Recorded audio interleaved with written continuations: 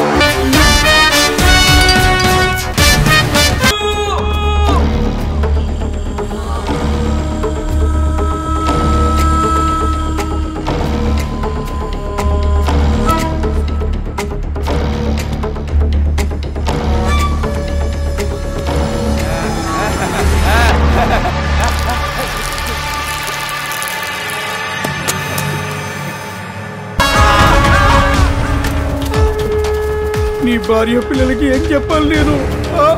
వదండ్రా.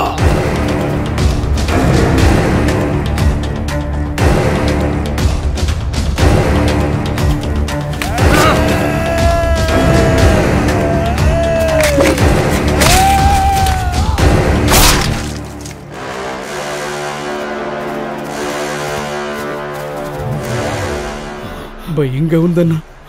మనం పందుల్ని చంపిన ఆ పాపాలకు దేవుడే వీణ్ణి పంపించాడన్నా. వదిలేద్దాం. వాడి చావు నా చేతిలోనే రాసిపెట్టింది.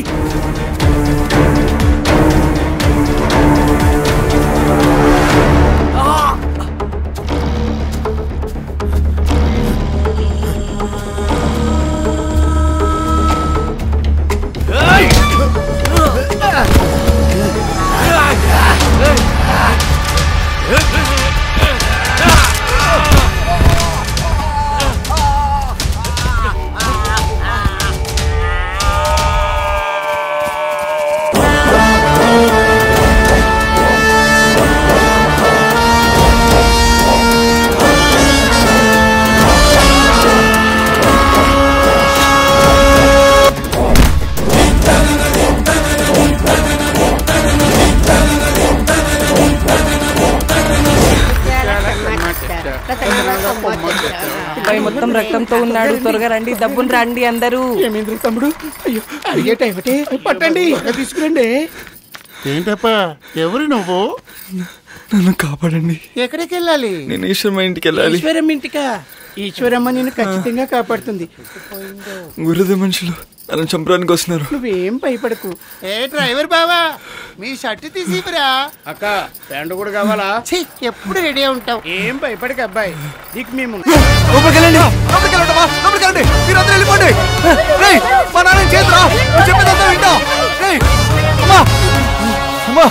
చెప్పండి, చంపేస్తా. వెళ్ళిపోతున్నా. అమ్మా చెప్పమ్మా, చెప్పు.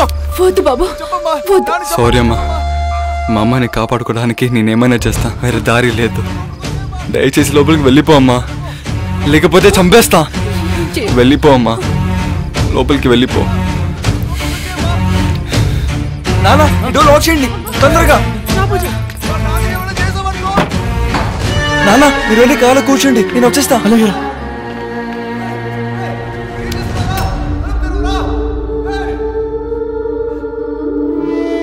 ఒరే నన్ను చంపేరా.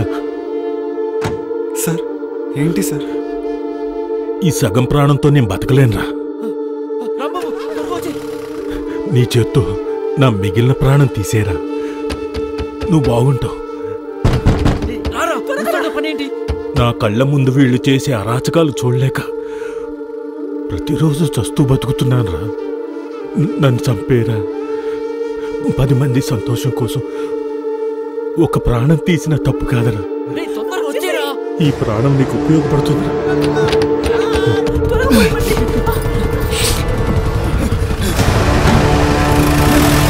చంపేశారా?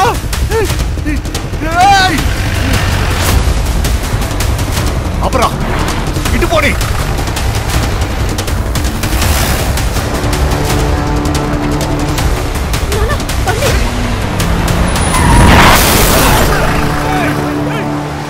వెళ్ళు నానా. నానా స్పీడ్ నానా.